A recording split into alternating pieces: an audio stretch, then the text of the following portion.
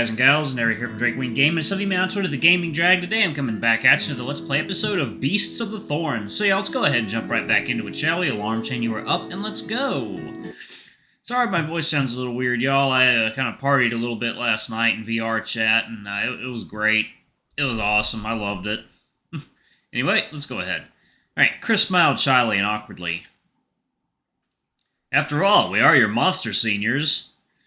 Trust me, you'll like it. Monsters are a fun bunch. Fun bunch? Bunch fun? Of course, there are also dangerous ones. There are good people and bad people. Similar to humans.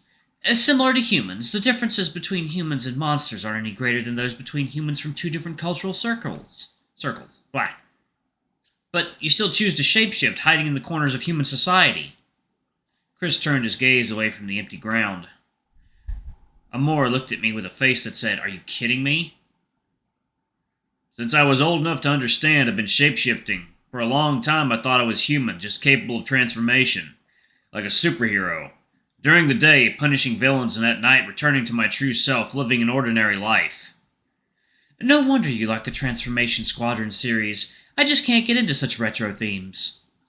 Hey, to each their own. Don't judge me. Welcome to our superhero, Woof Woof. Welcome our superhero, Woof Woof. Woof Woof. That sounds like it would be a very popular show. With my affirmation, Chris's tail involuntarily wagged, revealing his mood. But it'll be troublesome in the future. Although I can blend in with the crowd, the transportation into foreign territories is too inconvenient. I could drive you guys. Don't worry, Mom. I have a driver's license and a car. Amor rolled his eyes dramatically. So, why are you still taking long-distance buses with us? Because it is environmentally friendly. Environmentally friendly? Have you ever calculated how much carbon emissions cars produce? Do you know how much energy public transportation can save? Besides, don't you have a car too? I sent it ahead to the foreign territories. Amor looked at Chris's thoughtful face with a hint of sadness, not quite sure why. If it's necessary, then I'll rely on you, Chris. You should still go and get your driver's license. I think getting a horseback riding license might be better. After all, I'm the headless rider Dullahan. Heh. Amor and Chris both laughed. The little gloom that was there just now vanished into thin air. Over the next 2 days, we openly talked about our shared memories of the past. That's when I realized I hadn't truly understood my friends. I always naively assumed their presence as 2 days on a fucking bus? Jesus. Sounds awful. Assuming they possessed the familiar traits, personalities, and temperaments I knew, without considering how their past experiences, whether I was part of them or not, shaped them so differently. Looking at events from the past through a different lens, they became so intriguing. At the same time, it unraveled many doubts I had buried deep inside. Like why Chris always orders bone-in steaks and enjoys gnawing on the bones with relish, or how thanks to his keen sense of smell, he can always find every child without fail when playing hide-and-seek as kids.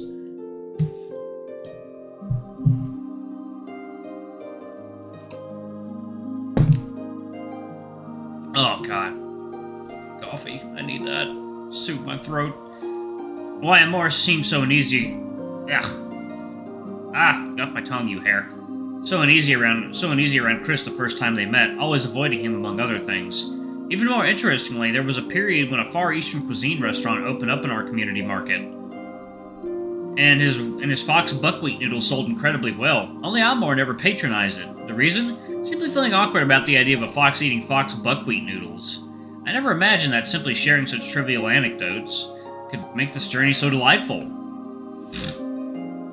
Yet, every night the shadows loom over me like a gathering storm cloud, refusing to dissipate.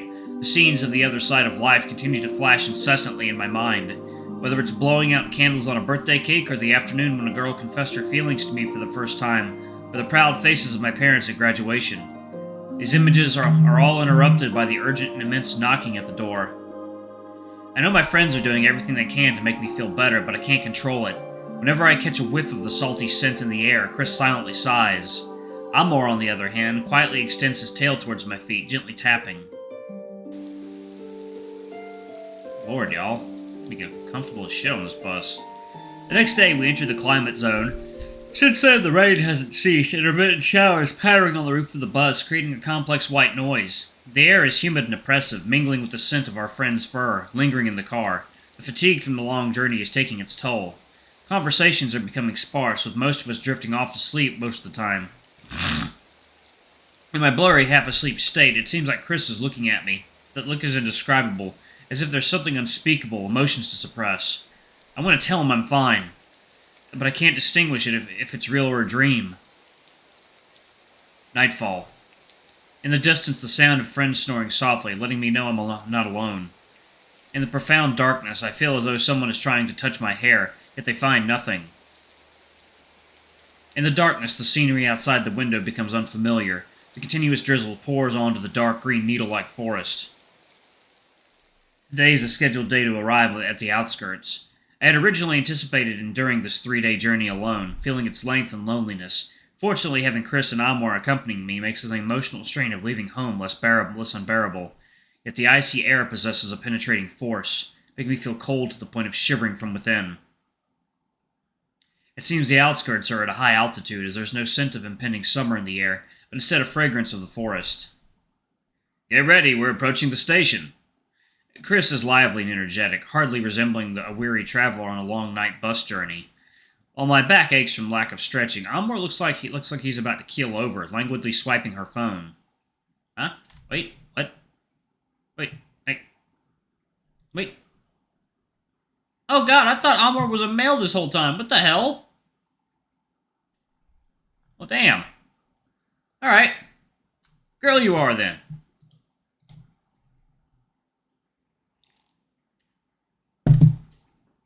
Okay. Let's find a place to grab a hot coffee. I'm about to die here. Agreed, and it's so damp and cold here. Chris tossed a jacket to me. Put it on. Someone will come to pick us up later. Don't forget your belongings. Thanks.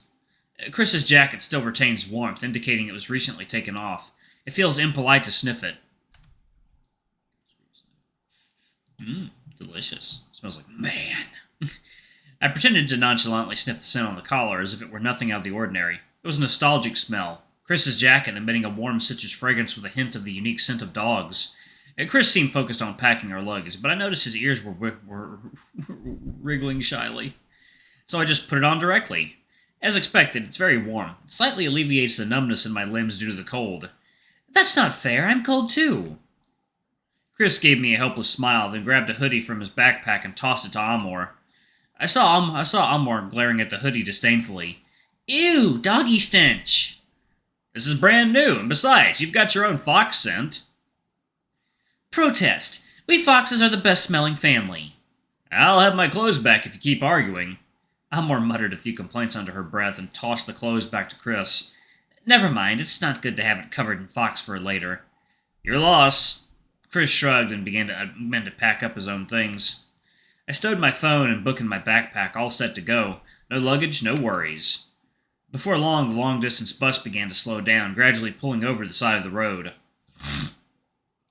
I thought there would be at least a station or some sort of building here. But as I looked around, besides a van parked on the other side of the road, there was nothing. Surrounded by mountains. Completely deserted wilderness. Although I knew that the outskirts couldn't compare to the city on the other side, this seemed too desolate. However, I was grateful that despite the drizzle in the air, the ground was only slightly damp. It should be enough for us to temporarily set down our luggage without getting it wet. Oh, damn. Hey, how you doing? Jeez. Woo! My God. There's a beastman waiting by the roadside looking like they're expecting someone. As soon as the bus came to a stop, Chris got off and ran towards the beastman. They talked rapidly, although it seemed to be their first meeting. They quickly grew familiar with each other, and Chris flashed a long-lost smile. Amor and I watched from afar as they conversed. This person is probably here to pick us up. It's best not to keep him waiting too long.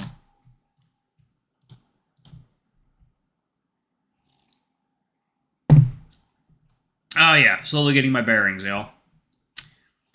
But lacking a cup of hot coffee as morning fuel, Amor and I could only unload our luggage with little energy. Then the beastman walked over with Chris. Let me introduce you. This is Ostrom, who's here to pick us up.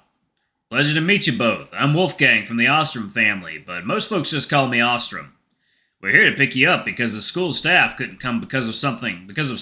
I'm gonna bring the car over to this side of the driveway so it's easier for you to get your bags on. Wait, I can help you carry your bags. So you're a student? Ostrom paused slightly. Right, I'm the president of the student council. Oh my god, of course he is. His hesitation caught me slightly off guard. Thank you, it's much appreciated. We have quite a bit of luggage. Ostrom nodded and headed for the van. The white and orange colored car on the side lane is a station wagon model, not a commercial one. It doesn't look like it belongs to the school, so it's probably Ostrom's own car. I'll open the bus's luggage and help Chris get his bags off the bus. Wow, an Ostrom! Amor exclaimed as Ostrom walked away. Once Ostrom was out of earshot, Amor exclaimed in disbelief. What's wrong? I think the fan translation is slightly off, but it's fine. Think of him as a noble figure. The Ostrom family is very honored among canine magical creatures. Does it feel good to be served by a nobleman? Well, times have changed, after all. Those past titles, honors, or legends don't matter in modern times, Amor said a little sadly. That explains something. It's no wonder that when this senior introduced himself, he only introduced his family name.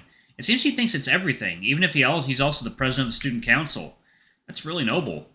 Ah, wait a moment. This luggage is very important. It contains glass. Please let me handle it. Amor rushed to Chris. I saw Chris lifting a package about 30 centimeters high, cylindrical in shape. It seems to be liquid and a bit heavy. Right. It's a jar of alchemical potion. It's quite a large jar. Here, take it. Handle it carefully. Chris carefully handed the package to Amor, who strapped it onto himself with a harness. Okay, is Amor a guy or a girl? I can't tell. I think the translation is off in that regard. Okay. I mean, Amor looks very masculine, so I'm going to assume that Amor is female. Is male. Like, I don't... God damn it, game. Don't make me fucking misgender someone. Anyway, alright. Unless someone corrects me, Amor is male. Alright.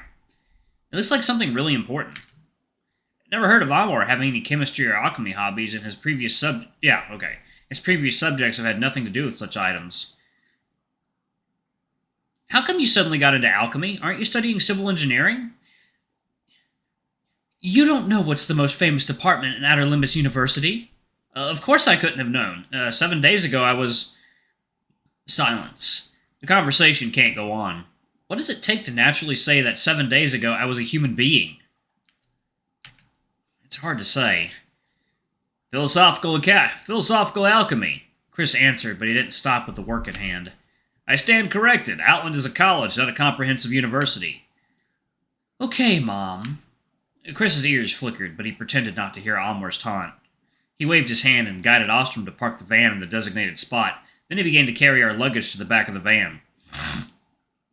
Most of the luggage was Chris's. His bedding assembled bookshelves, extremely bulky boxes full of books, even his electric piano. I looked at the special case for the electric piano, with its fragile label weather-worn to the point of obscurity. He seems to have brought all his belongings with him. Doesn't he have any intention of going back to the other side? Amor brought down the rest of our luggage, which together was less than half of Chris's. According to Amor, he mailed most of his stuff out of the country, so he expected it to be a pain in the ass after 3 days away. Alright, y'all, I'm actually going to pause it right there. Thank y'all so much for watching. Don't forget to like, comment, subscribe, ring that notification bell, and check out our Patreon if you can. It always helps. Before I go, I'm going to give a quick shout-out to our lovely bronze tier patrons. Thank y'all for all I do for the channel. Greatly appreciate your support. Thank you, our silver tier patron, Cade Silverman. Thank you for going above and beyond. It's greatly appreciated. Alrighty, if y'all want to get your names in the credits, get access to all of our Not Safe for Work content as little as $5. Alrighty, I love you all, and I'll see y'all in the next video. Bye-bye!